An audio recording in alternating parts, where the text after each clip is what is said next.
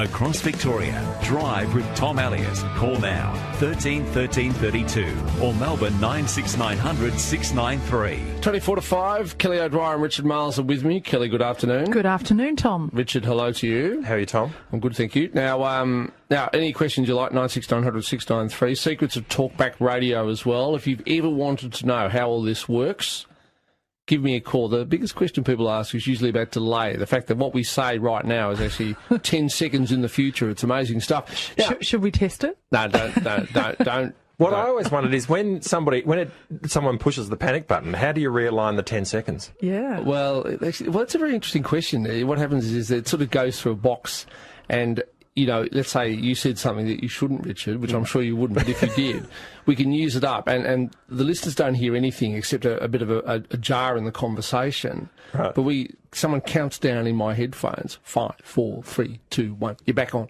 Is that right? And the dreadful thing that you said is chopped out of the conversation, but we have to be quick. So say anything you like about Bill Shorten and it can be cut, Richard. Yeah. Now speaking of Bill Shorten, on the day that Gough Whitlam died earlier this week, I asked him whether he saw himself as a politician in the Gough Whitlam mould. And he went, oh no, I'm more of a Hawke Keating type of Labor man. Now, is it true that people in the Labor Party still disregard the Whitlam legacy, still are worried about his financial profligacy and want to see themselves as Bob Hawke types, not Gough Whitlam types? Oh, there you go. So a comparison between the Labor governments of past. Look, I think all of them bring something different to the Australian history and modern Australia now. There's no doubt that the great long-term government that Labor has produced in recent times has been the Hawke Keating government. I think it's also fair to say a lot of the initiatives that were carried through in the Hawke Keating years had their origins in the Whitlam government, and I think you can make an argument. And one of the speakers, actually a Liberal speaker for the condolence motion, made the point that in some respects you might describe the Hawke government as happening because of the Whitlam government. I think that you can make that argument too. Kelly O'Dwyer from the Conservative side of politics, how did you see the Whitlam legacy? Well, look, there's no question that he was a man, you know, who was much admired for his passion. I think, though, his legacy is a very mixed one.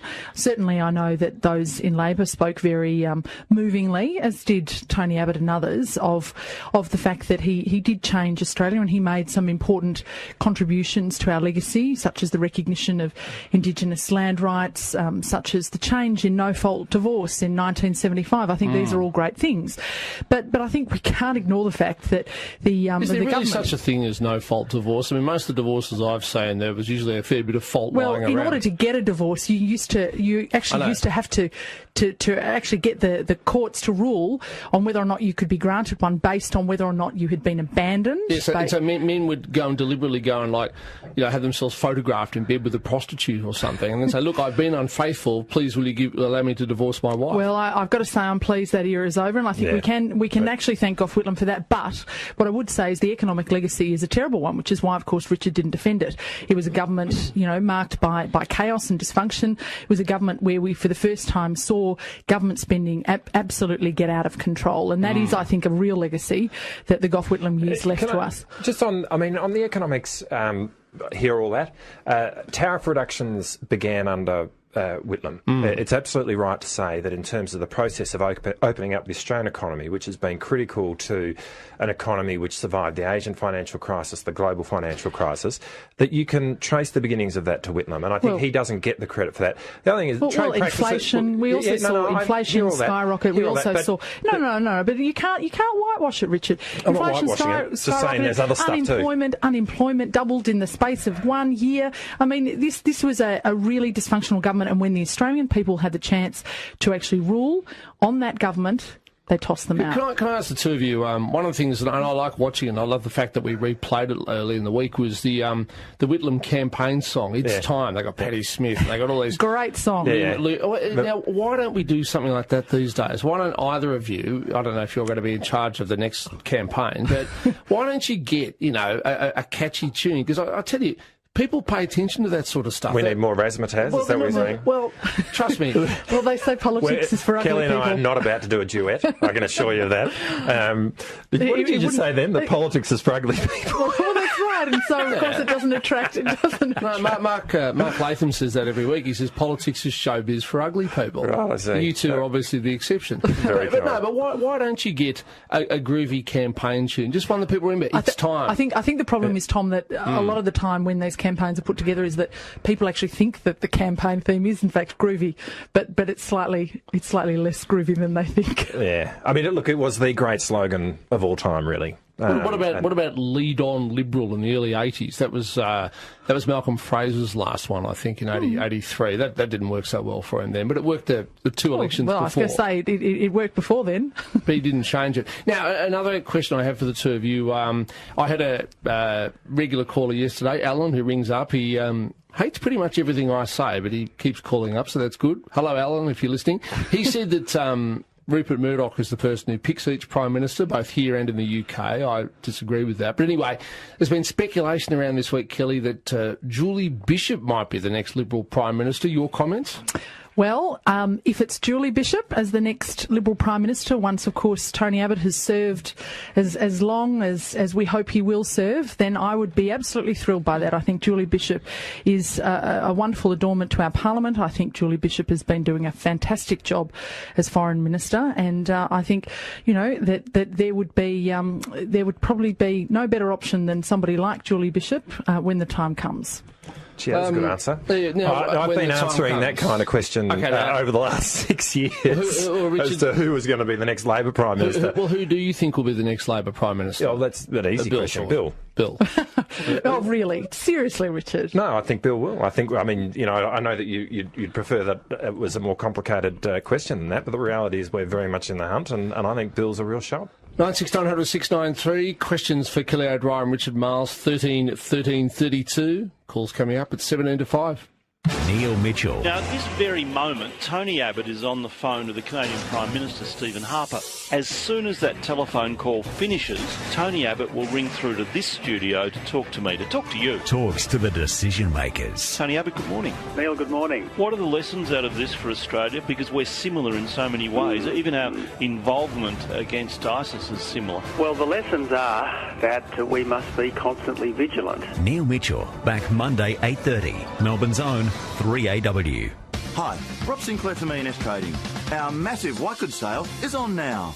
Hurry in for cracking deals on selected fridges, dishwashers, washing machines, dryers and more. Sale ends October 30. Visit estrading.com.au. There's lots of things to consider when looking to buy in a new area. Property prices, restaurants, good schools, public transport. And there's one place you can get all the information you need. reviewproperty.com.au. With the latest property listings, real estate news, suburb profiles and more, you'll feel like a local in no time. Check out reviewproperty.com.au for auction results as they happen. Take a good look around your new suburb at reviewproperty.com.au. Ever been the one who has to organise a funeral? At a time of grief, you may not feel confident that you're choosing the right funeral company and getting the best value for money. Actually, it's simple. Simplicity Funerals is the name known for good value. They keep it simple to keep the price down, yet you still get a perfectly dignified funeral your family will be proud of. Simplicity Funerals, simply a sensible solution for an affordable funeral. 9568 7590. Bank of Melbourne presents Rules of the Melbourne Property Game. Number 16. There's no bad auction weather. Just inappropriate clothing. For more, search Property Game. This November, Rugby League's Four Nations comes to Melbourne. Unbelievable! Get your tickets to Amy Park and witness two of Rugby League's greatest teams clash in one blockbuster event. Our Holden Kangaroos are set to take on England. Tickets from just $30 for adults, $75 for families. Magnificent! Four Nations Rugby League, Holden Kangaroos versus England, Sunday, November 2. Tickets from Ticketek now. Who do you stand for? It's the Toyota dealer's big spring clean-up. Clean up on a new Toyota during October, like the RAV4 two-wheel drive 2-litre petrol DX Auto with 7 SRS airbags, only $31,990 drive away. Or the Hilux 4x4 SR5 double cab pickup manual with 3-litre turbo diesel engine, only $48,990 drive away. Spring clean-up deals this month at your local Toyota dealer. Offer available for vehicles purchased and delivered by 31st October at participating Toyota dealers while stocks last. Recommended drive-away price includes 12 months registration, 12 months compulsory third-party insurance, dealer delivery and stamp duty. Hey, Curtis Stone here. The weather's warming up, which means it's the perfect time for delicious, creamy Aussie avocados. Australian-grown Hass avocados too, for just $3.50. Aussie avocados, in season, in abundance, and in Coles right now.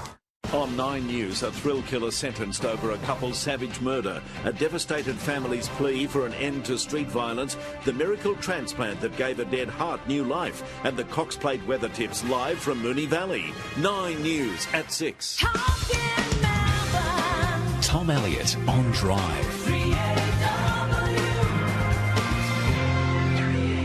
Susan Polito has just won a $250 Coles voucher. She purchased a ticket in the Royal Melbourne Home Lottery. We've got one more voucher to give away between 5 and 6 o'clock tonight.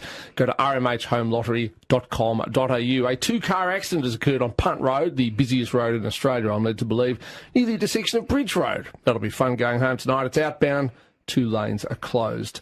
Joe, what's the word on the street? Yeah, good afternoon, Tom. I've driven past the Melbourne Star. I've been stationary at the lights, and it looks like it's not moving, and it looks like there's people looking outside from the capsules up the top. All right, we'll check that out, Joe. The Melbourne Star does move very slowly, and at a casual glance, it could be still. Still, that's bad news, because, of course, it was 5 years ago when the original version of the Star stopped working on a very hot day. 2009, I think it was. Joe, we'll check it out. Thank you for the call. Paul, go ahead. Yeah, hello, Tom. I've got a question for each of you guests.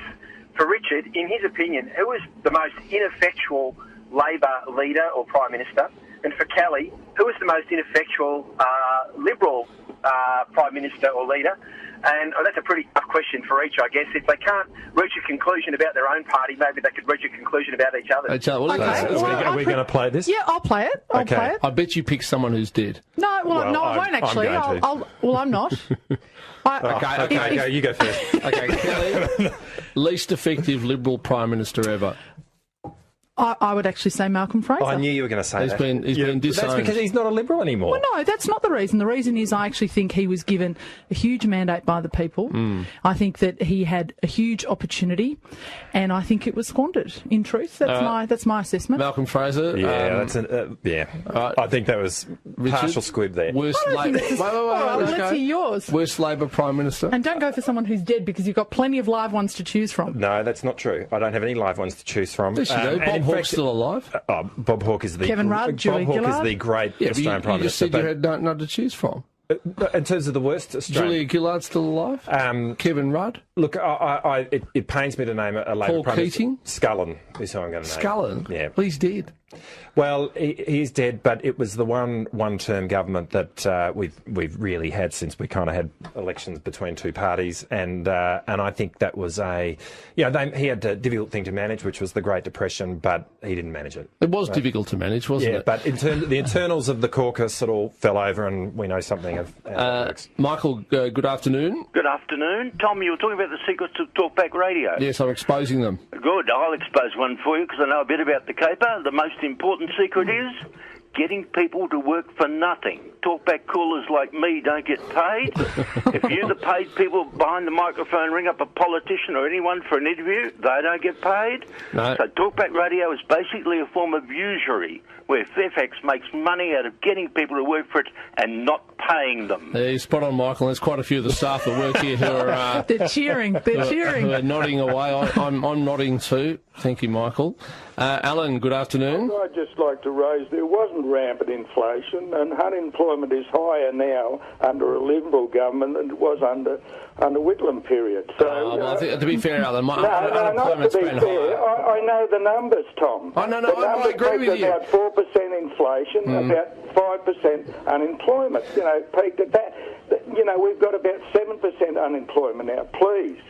Well, we're up to 17% inflation. I know, but Alan does make a good point. I mean, unemployment up until about 77 was only about 2.5%. That's absolutely true. It was a golden era. Inflation was higher in the mid-70s. But he did double it in the space of one 12-month period. Well, the funny thing was, under Whitlam, house prices went through the roof. I've spoken to people who said that it was a very hot housing market, and I don't know why that was, but houses almost doubled in value in about 2 years, which is good if you owned one, but not so good if you were trying to buy one. Yeah.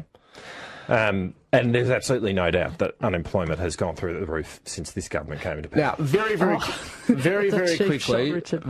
quickly, the NBN. I have said today, I think it is rapidly turning into a white elephant. Kelly, Malcolm Turnbull, he's in charge of it. Are you going to dump it? We're not going to dump it, but we have been left with a total mess. You're absolutely right on that. We've been trying to fix it. Unfortunately, the Labor Party signed us up to all sorts of contracts. We're doing the best job we can to fix it, but it is costing the Australian taxpayer billions and billions of dollars. Richard, do you think it'll be dumped? Well, it's a great tragedy if it is. I mean, seriously, throughout my entire electorate, in a place like Geelong, the NBN is the future. It's what will enable a whole lot of people to engage with the world and live in a place like Geelong without having to live in a major city. And, really, for the NBN to be taken down the path that it now is an enormous tragedy. And it's a, short-sighted government which is making that call. It's only my prediction. I don't know if it's going to happen. Kelly O'Dwyer, Richard Miles, talk to you again in 2 weeks' time. Look forward to it. 96900 693 13 32. Malcolm Stewart and Richard Arnold are next, right here on Drive. 3AW, supporting the Royal Melbourne Home Lottery. Get your ticket to win the luxurious Granville home. rmhhomelottery.com.au